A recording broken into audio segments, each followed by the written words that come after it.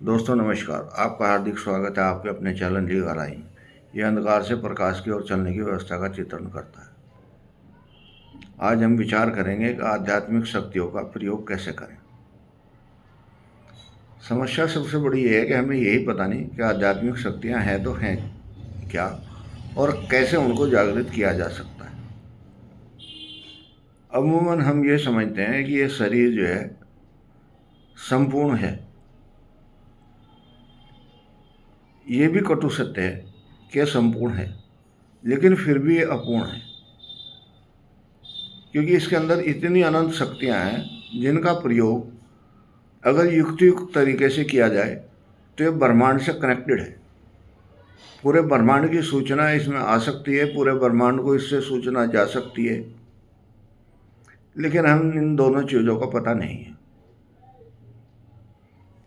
अब इसमें दो व्यवस्थाएं चली, एक साइंटिफिक व्यवस्था चली और एक आध्यात्मिक व्यवस्था चली। साइंटिफिक वालों ने किसी भी चीज़ पर ध्यान दिया, उसकी उपयोगिता को समझा और निरंतर साधना की, और उस निरंतर साधना के बाद उन्होंने एक इंस्ट्रूमेंट बना दिया जो समाज के हर व्यक्ति के लिए, अमीर गरीब विद्वान विकलांग किसी भी स्थिति का हो, उसके लिए वो बना दिया। और उसको उसी तरह से वो प्रयोग कर सकता है जैसे एक बहुत स्वस्थ आदमी कर सकता है या एक बहुत कमज़ोर आदमी कर सकता है। फ़र्क यहाँ सिर्फ इतना है कि उसके लिए आपको पे करना पड़ेगा। मान लिया एक कंपनी ने जहाज़ बनाए हैं तो उसमें कोई भी आदमी सफ़र कर सकता है, बस शर्त ये है कि उसको टिकट के पैसे देने हैं। लेकिन आध्यात्मिक में ऐसा नहीं है। आध्यात्म में किसी भी आदमी को जो सूत्र मिला है उसको खुद प्रयोग करना है। और सूत्र कहाँ से मिला? वैज्ञानिकों से। और वो कौन वैज्ञानिक थे? जो साधना करते थे, लेकिन वो निस्वार्थ करते थे और जो जितना उनको आता था वो बता देते थे, मन के मर्जी के मालिक थे। आज की तरह नहीं है कि हर चीज़ को कोडिफाई करके लिखते थे। अब कोडिफाई करके लिखते हैं तो उसे एक सुविधा है कि वो उससे आगे की शोध करता है, लेकिन यहाँ आध्यात्मिक में उसको पुरानी शोध लेके चलना पड़ता था। उसकी वजह से उसको थोड़ी दिक्कत आती थी। दिक्कत इसलिए आती थी कि अगर एक आदमी ने साइंस में 4 पादान चढ़े हैं तो 5वें पादान पे प्रयत्न करेगा। 4 उसके लिए खुले चैप्टर थे। यहाँ आध्यात्मिक में अगर 4 चैप्टर थे तो चारों के चारों जो है अंतर्मुखी थे। जो भी नया साधक होगा उसको 4 चैप्टर फिर तैयार करने पड़ेंगे। इसलिए इसको असफलता का दौर ज़्यादा रहा। और जो 5वें स्तर पे चला गया उसने फिर ये नहीं बताने की कोशिश की कि इस स्तर पे कैसे चढ़ा जाए। उसने एक अपना नया सिस्टम आज़ाद कर दिया। वो उसकी रॉयल्टी समझ के उसको बेचने लगा।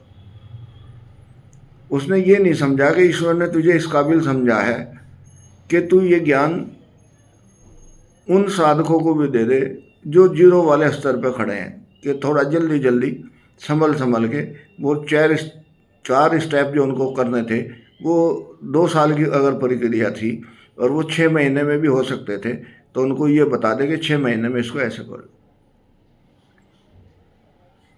अब अगर उनके 6 महीने में करने से और इतना समय उनका बचता तो वो और आगे विकास करते, लेकिन क्योंकि यहाँ हर बार जीरो से चलना पड़ता है इसलिए परेशानी का कारण बनता रहा। लेकिन फिर भी